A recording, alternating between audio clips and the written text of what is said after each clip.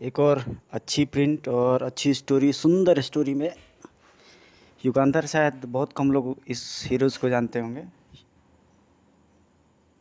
देखिए इसकी टाइटल केवल कितनी बेहतरीन बन पड़ी है। उस दौर की गजब की है आर्ट। कदम काकडे, विजय कदम, नीता बराडे। युगांधर उस दौर में आया था हीरो जब मनोज कॉमिक्स शट डाउन होने से कुछ साल पहले आया था। अच्छा कॉन्सेप्ट था। इनकी 10-15 कॉमिक्स भी आई थी। एक टांग एक हाथ इस कॉमिक्स के इनके रिसीवर होते थे। आज तुम्हारे लिए खुलकर ठहाके लगाने के दिन है, क्योंकि आज तुम्हारा शत्रु स्वयं को खुद ही मौत देने जा रहा है। एंजॉय कीजिए और अच्छी प्रिंट में मिली।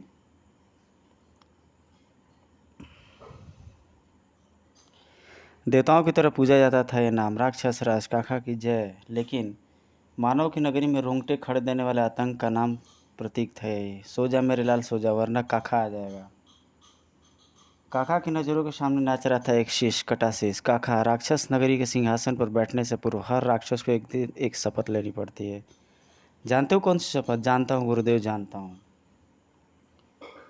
और आज आपके सामने काका एक बार फिर उसी शपथ को दोहराता है। कहते कहते काका के नेत्र अंगारे से बरसने लगे। पूर्व सम्राट हिंसक के इस कटे शीश की शपथ लेता है आपका शिष्य काका।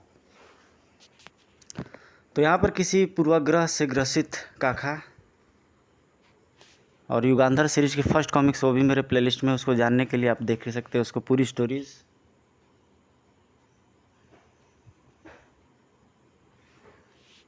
इसके गुरु इसे कहते हैं कि उनके प्रथम सार्थ पर उनकी प्रतिमा के चरणों को युगांधर के लहू से धोकर पवित्र करो। जबड़े शक्ति से भींच गए, जर्रा जर्रा कांपा उसकी हुंकार से। काका इस कमंडल को युगांधर के लहू से भरकर अवश्य लाएगा गुरुदेव, अवश्य लाएगा। यह है दैत्य नगरी, जहाँ का पहला शासक था दुर्दांत। पर दुर्दांत की मौत के बाद आजकल जिसका हुक्म चलता था दैत्य नगरी पे, वह थी एक दैत्य कन्या खूबी। यह कौन है सैनिक? मलिका, यह शिकारी हमारे राज्य की सीमा से शिकार खेल रहा था।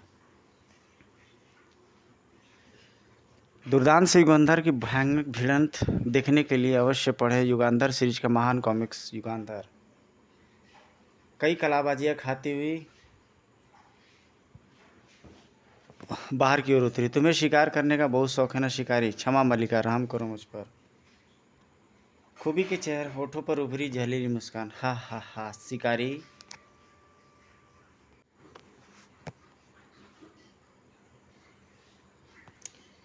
थमा दिया उसका धनुष उसी के हाथों में। हम तुम्हें बचने का एक अवसर देंगे।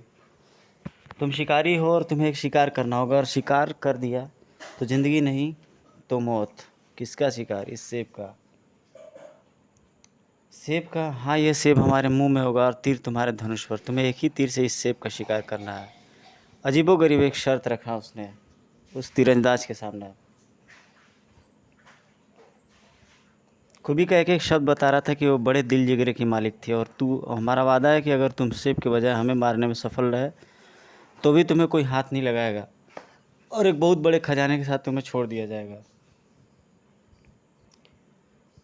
शिकारी ने धनुष पर तीर तो चढ़ा लिया, पर रह रहकर खूबी के शब्द उसके दिमाग की दीवारों पर हथौड़े से बरसा रहे थे।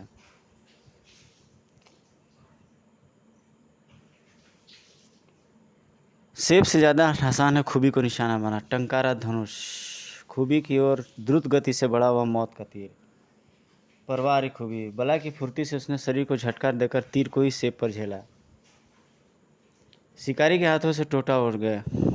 मैंने तो खूबी पर ही निशाना लगाया था, सेब पर कैसे लग गया? और इस सवाल का जवाब उसे पुरस्कार में उसका सिर उड़ा करके दिया उसने।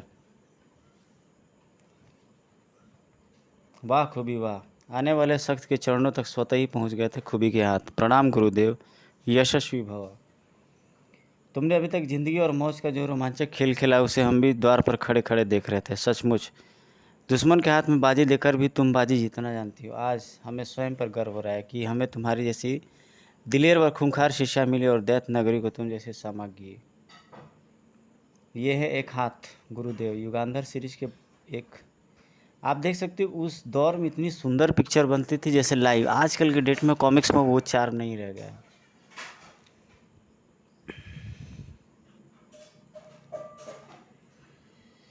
यहाँ पर भी वो अपनी शिष्या को कुछ कहते हुए आश्चर्य से खुला ही तो रह गया था खूबी का मुंह। लहू से धुलकर पवित्र होगा ताज? हाँ, और वह भी लहू होना चाहिए संसार भर से सिर्फ एक ही मानव का, जिसका नाम है युगांधर। तो युगांधर का लहू लाने की ये भी प्रतिज्ञा कर लेती है राक्षस राज्य सामग्री। युगांतपुर, युगांधर का देश, तड़ी पार आ गया, भागो तड़ी पार आ गया, जहाँ इस वक्त मची थी खलबली। गजब का विलन, गजब का डायलॉग। ना मैं इंसान हूँ ना मैं शैतान, दुनिया जो चाहे समझे मुझको, मैं तो तड़ी पार हो रहे। भाग कह रहे हो भैयो? ना भागो ना भागो ना भागो रे दगाबाज, मुँह से डटकर ना भागो रे, मुँह से मुझसे। आखिर क्या चाहते हैं माँ से? अजी जीना है हमको तोरी गली में, मरना है हमको तोरी गली में, पड़ गई भूख की मारो मारो मारो मार तोरी गली में। लेकिन भूख में खाना क्या चाहिए इनको, यह तो पूछ ले। एक बच्चे का सवाल है बाबा, जिसके 4-4 बच्चे हो वो एक बच्चा दे दे बाबा, बड़ी भूख लगी है। भूख लगी है इनको। कुछ माताओं ने दामन में छिपा लिया और कुछ बच्चे स्वयं जा छिपे अपनी अपनी माँ की गोद में। छिप जा बेटा, तू कोई फालतू थोड़े ही है। माँ कहीं वो तड़ीपार मुझे खा के ले गया तो शुभ शुभ बोल बेटा। तड़ीपार के इंतजार का प्याला भर गया। ओ 4-4 बच्चे वालों, इस गरीब भूखे तड़ीपार की भूख शांत करने के लिए अगर एक बच्चा भी दे देते तो कब की भूख शांत कर चुका होता मैं। लोग ठीक कहते हैं, जहाँ सच न चले वहाँ झूठ सही, जहाँ हक न मिले वहाँ लूट सही। संभाल लिया उसने शस्त्र। चल भाई लंबू बम्बू हो जा लंबू। बम्बू शस्त्र होने लगा लंबू। लंबा सर्प की भांति बल खाता हुआ जाकर घुसा खिड़की में और छाती फट गई उस माँ की। चीख उठी जुबा, नहीं मेरा बच्चा मत ले जा। आ गया जी आ गया, मेरा बम्बू आ गया अम्मा। अचानक ही उसकी आंखें विस्मय से भर उठी। कारण थे वो 2 हाथ जो बम्बू की तरफ बढ़ रहे थे। हैं? मत पकड़ मेरा बम्बू, भूखा मर जाऊंगा मैं। शक्तिशाली हाथों ने बम्बू का मुंह खोला। बच्चा आज़ाद होकर भाग निकला। तड़ी पार लटका उस पर। कहाँ जा रहा है मेरे पकौड़े? पर तभी धाड़, आह! सामने है जैसे कयामत का तूफान। युगांधर, युगांधर, युगांधर के देश में तेरी कदम रखने की हिम्मत कैसे हुई? तड़ीपार सिर्फ अपने नगर से तड़ीपार हुआ है, अन्य नगरों से नहीं। तड़ीपार से अचानक हमले की उम्मीद न थी युगांधर को। ओफ! और तूने एक भूखे की पीठ पर लात मारकर अच्छा नहीं किया। धाड़। तड़ीपार ने दूसरा बार भी झटपट ही कर डाला। भूखा तड़ीपार घायल शेर से ज़्यादा खतरनाक होता है। और यहाँ पर वार करने के लिए तत्पर तड़ीपार युगांधर पर छलांग लगाता है। पीछे कलाबाजी खाकर के युगांधर उसके वार को बचाता है और 2-3 हूरा दे देता है उसको, जिससे कि उसका जबड़ा जो है कि पूरी तरीके से वाइब्रेशन में आ जाता है। क्यों तड़ीपार, तड़ी झड़ी या दूसरी भी लगाऊं? नहीं नहीं, एक ही काफ़ी है भाई। पर बच्चों, अपने राज्य में चूहा भी शेर होता है। कभी राज्य के बाहर मिली हो तो बताओ। ठहर अभी तुझे बताता हूँ। पर तड़ीपार तो यह जा और वह जा, भाग गया। कुंफू हसल टाइप का ये कुछ कॉमेडी सीन लगता हुआ। कुंफू हसल एक हॉलीवुड के बेहतरीन कॉमेडी मूवी है, जो मेरी फेवरेट मूवी में से एक है। उसका पीछा करता हुआ युगांधर उससे पूर्व ही आधम का एक सैनिक। युवराज, युवराज महाराज ने अभी आपको बुलाया है। अभी गुपाया अमोघ रथ और बना दिया तूफान।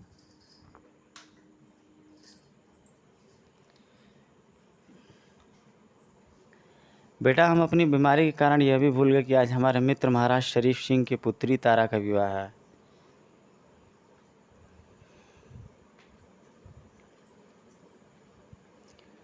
और यहाँ पर युगांधर को भी उस विवाह में आने का संदेशा दिया जाता है।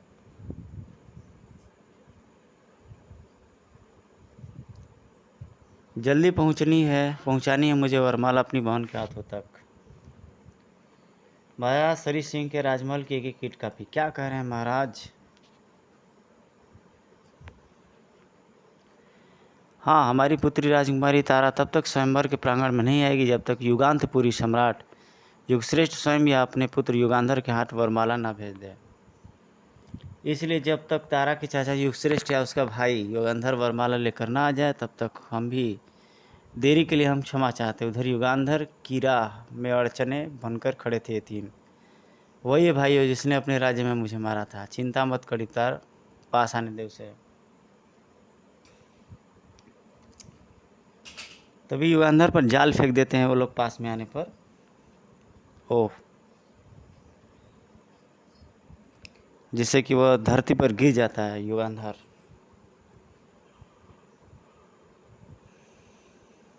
और इधर तलिपार अपने गैंग के साथ उसे घेर लेता है। मैं तड़ीपार, अब हम तीनों मिलकर तेरी सारी तड़ी निकालेंगे। इसका एक दोस्त का नाम रहता है तड़ीमार। बहुत फड़फड़ा रहा है, मेरी पत्नी का भाई ना होवे तो अकेला मार लिया था तूने तड़ीपार को, पर अब देख मैं इसका मित्र तड़ीमार हूँ। ही काका।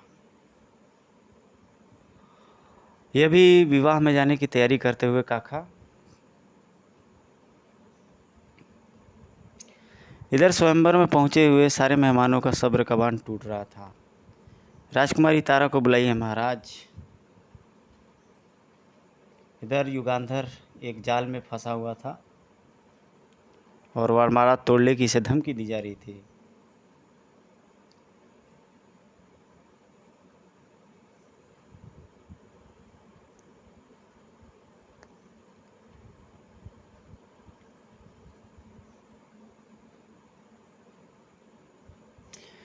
यहाँ पे युगांधर उन तीनों को कन्विंस करते हुए कि मेरा वरमाला ले जाना बहुत ज़रूरी है, और वे राक्षस उसे मुक्त कर देते हैं।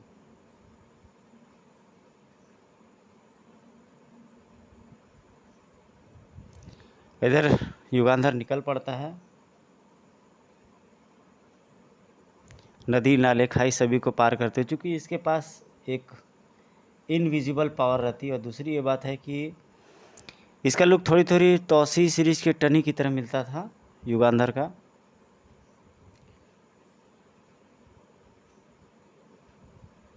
तभी ये मेहमानों के सब्र का बांध न टूटा और वरमाला लेके पहुंच गया युगांधर।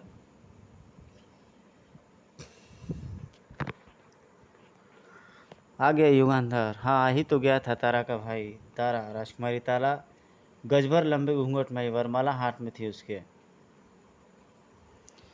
सभी मेहमानों पे एक दृष्टि डालकर वह अपने जीवन साथी को चुनने के लिए आगे बढ़ी। तभी उधर युगांधर आ गया। पर आप कौन? मैं हूँ मौत। और उस प्रहरी को मौत देकर वह आगंतुक अंदर आया।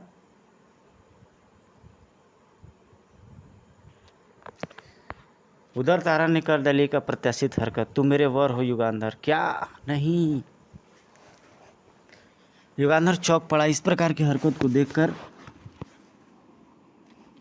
हाकार कर उठा महल का जर्रा जर्रा। नहीं, युगांधर का रोया रोया चीख कर कह रहा था बस एक ही शब्द, नहीं नहीं। युगांधर, धड़ाम। और इधर सारे मेहमानों में खलबली मच गई। व्यंग बाड़ों से हलचल सी मच गई शरीफ सिंह के दिमाग में। इधर वो खुद को सुसाइड कर लेता है आत्मग्लानि से भरकर। कहाँ है तारा? विद्युत गति से लपटकर दुल्हन के लिबास में सिमटी तारा को उठा लिया उस क्रूर ने, और बचा उसे अपहरण करके ले जाता है।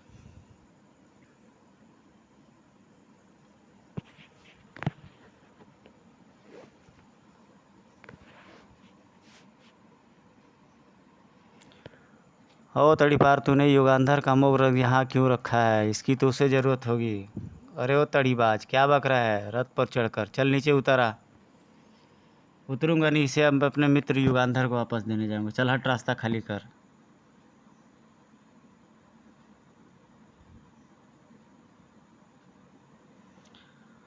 जब से इस रथ पर चढ़ा हूँ कब से युगांधर तेरा मित्र हो गया? अरे ओ चड़ी मार, चिलम फूकना फूल। वो देख, अपना ही सिक्का खोटा हुआ जा रहा है। ओ, पर उन्हें क्या मतलब था? मालूम था कि अमोघ रथ पर चढ़कर युगांधर का शत्रु उसका मित्र बन जाता है, अमोघ रथ की शक्ति के कारण।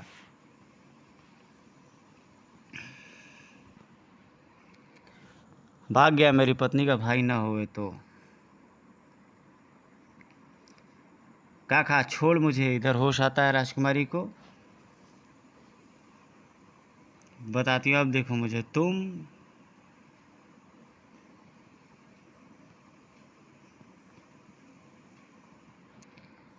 बहन और भाई के पवित्र रिश्ते पर तूने मुझे वरमाला पहुंचाने की कोशिश करके कालिक पोत दिया तारा, इसकी सजा है तेरी मौत। खच।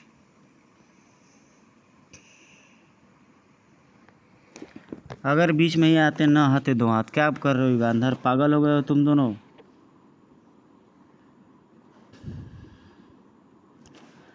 यहाँ पर उसके पिता श्री युगांधर को समझाते हुए,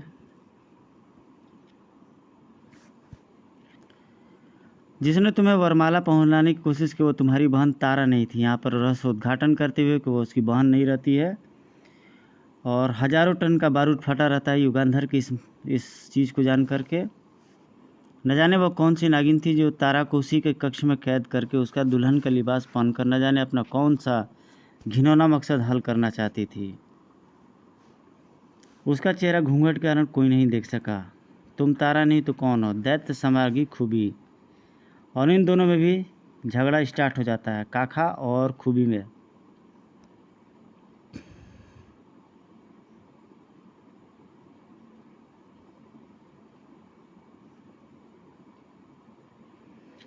पैतरे पर पैतरा बदलकर दोनों एक दूसरे पर घातक वार कर रहे थे। टन टनाक। यही मनोज कॉमिक्स की स्पेशलिटी है, एक ज़बरदस्त पिक्चराइजेशन।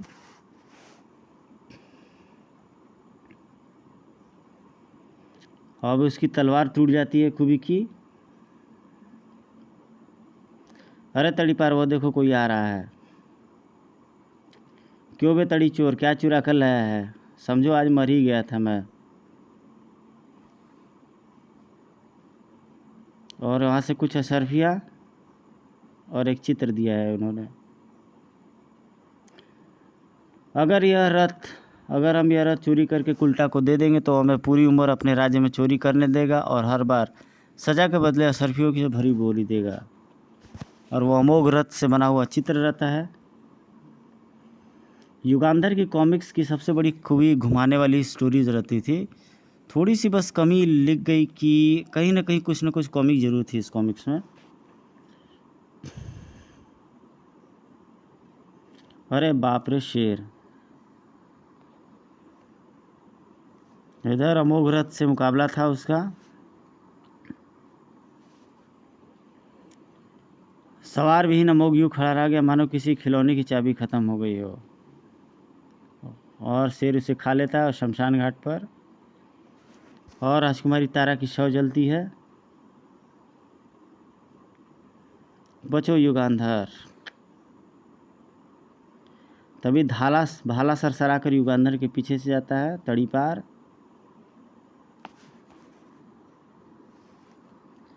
अय्यार, सच कह रहा हूँ महाराज, इस समय युगांतपुरी मेरा तो युगांधर ना ही सम्राट युगश्रेष्ठ। राज्य के दोनों शेर गायब है, बाकी बच्चे सैनिक तो अब आपके लिए क्या भला गिद्धड़ों से ज़्यादा क्या अहमियत रखेंगे। यह है शांति देश की सम्राज्ञी चारू। तस्वीर को भेंट किए उसने अपने श्रद्धा सुमन चारू ने। उसी पल दो और हाथ आगे आए फूल समर्पित करने को। सिसकारी सी निकल पड़ी चारू के अधरों से। शैल, ये है युगांधर की वाइफ। इधर आंधी तूफान सी बढ़ी जा रही थी सेना कुल्टा सिंह की, परंतु सेना रुक जाती है। मस्तर पर पड़ गए बल, परेशानी के प्रतीक। पानी के सैलाब की भांति घुसती चली गई कुल्टा की फौज शांति देश में। शाबाश, आगे बढ़ते जाओ सैनिकों। चारू नहीं, सैल के दिमाग को भी झटका लगा वो सुनकर। कुल्टा हमारे राज्य से होकर अपनी सेना ले जा रहा है।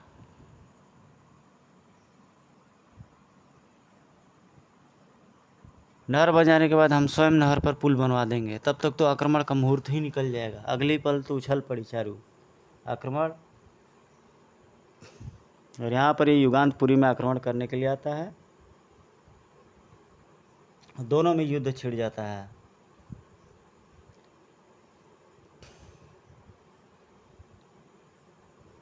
और इधर अपना वचन निभाने के लिए युगांधर उन तीनों राक्षसों के सामने खड़ा रहता है। दांत निकाल लेता है तभी तड़ी पार।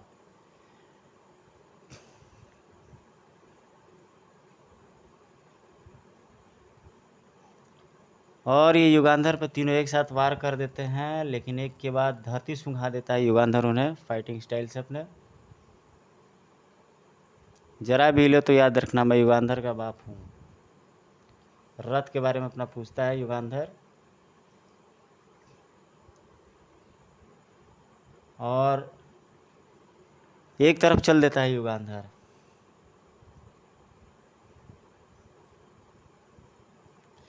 और अपने गुरु को कुछ सफाई देते हुए यहाँ पर,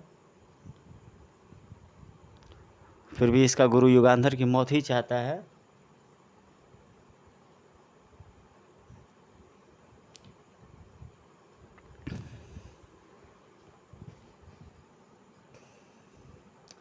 तभी कातिल दर्पण के बारे में याद होता है। इधर युद्ध चलता रहता है।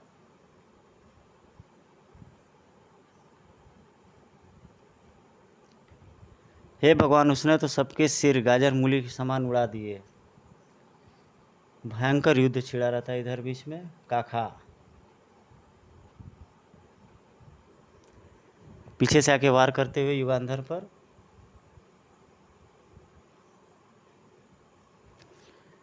जुबान के साथ ही चले काका के हाथ।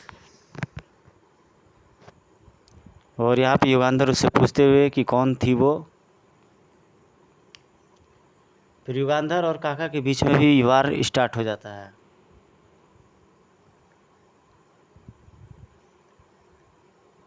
ओह, तलवार छिटक गई। काका के पत्थर की चोट खाकर तलवार दूर छिटक गई थी।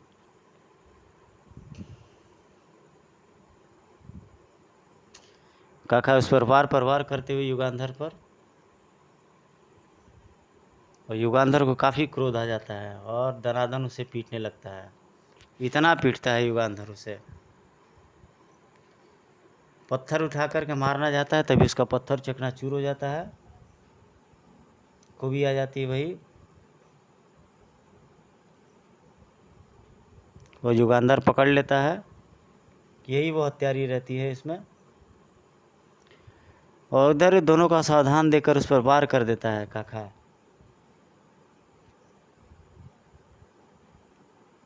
और पकड़ लेता है उसे, और काका को एक ही बार में बेहोश कर देता है।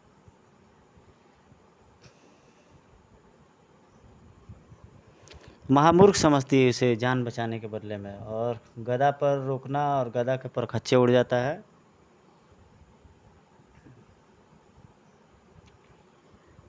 और अमोघ रथ को नष्ट करने के लिए किरण निकल पड़ती है।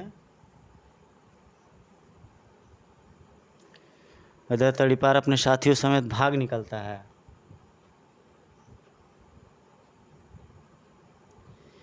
कुल्टा को परास्त कर देती है चारू, और शैल भी वहाँ पे मौजूद रहती है।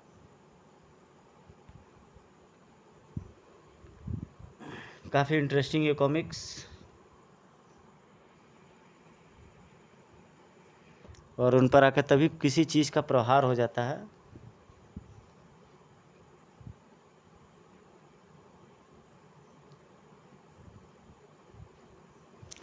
तीनों चारों फिर भूत की तरफ प्रकट हो जाते हैं।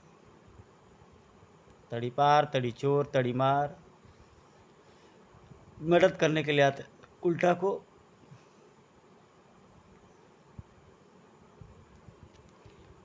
अपंग शेरों की दहाड़।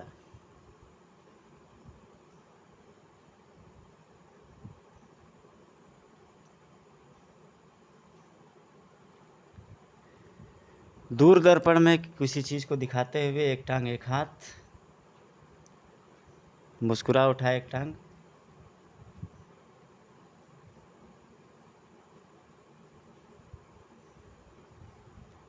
मौके का फ़ायदा उठा करके युगांधर टूट पड़ता है उस पर।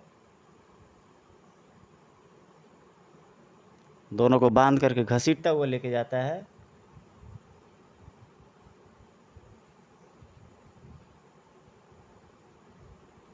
महागुरु के आश्रम पहुंचता है युगांधर।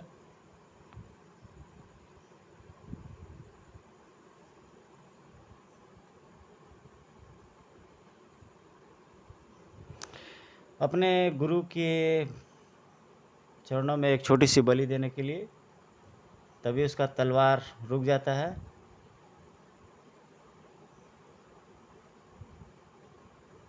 एक टांग एक हाथ आ जाते हैं।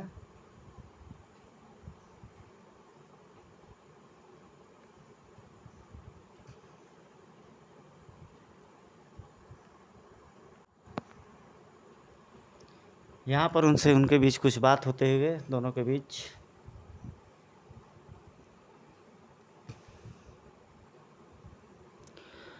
और युगांधर उनसे कुछ प्रार्थना करते हुए कमंडल तोड़ देता है युगांधर। और यहाँ पर अजीबोगरीब सीन प्रकट होते हुए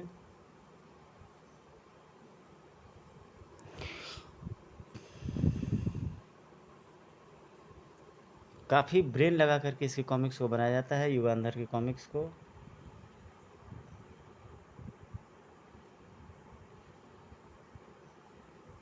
फ़िलहाल दोस्तों इसके फिगर से ही आप लोग एंजॉय करें। फुल स्टोरी में बहुत जल्दी ही डाल दूंगा कुछ पेजेस के इसके।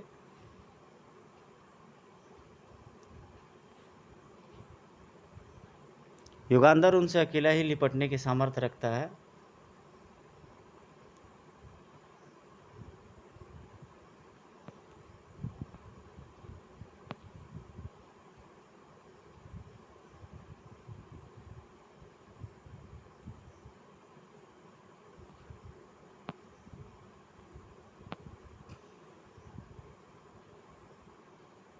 तीनों को देख लेता है युगांधर एक ही साथ, तीनों को काट भी डालता है।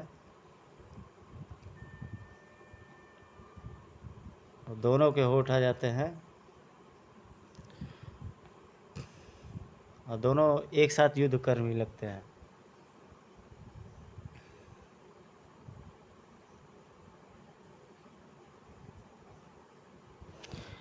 यहाँ पर वो अपने दर्पण का प्रयोग करती हुई खूबी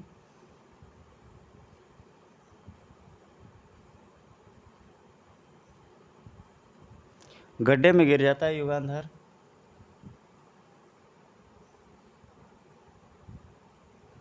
खूबी यहाँ पर मारी जाती है उसके तलवार से और गड्ढे से बाहर निकलता है युगांधर। और ये मारने वाला ही रहता है युगांधर को, और ये भी मारा जाता है वो किरणों के प्रहार से।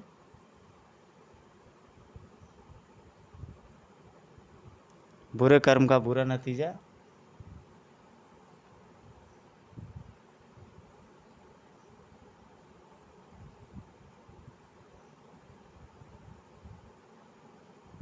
यहाँ पर इस कॉमिक्स की ये अंतिम पेजेस कुछ चल रही है।